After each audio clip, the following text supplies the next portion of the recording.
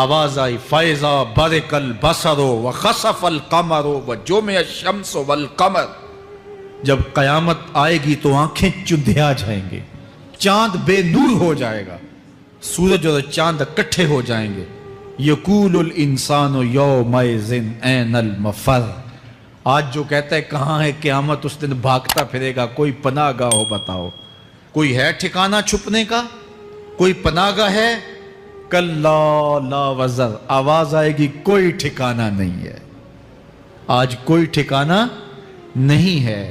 الی ربک یومئذ المستقر، اگر ٹھکانہ ہے تو صرف رب کے پاس ہے، انہیں ٹھکانہ ملے گا جو رب کے بندے ہیں اور اس کی دہلیز پہ آنے والے ہیں۔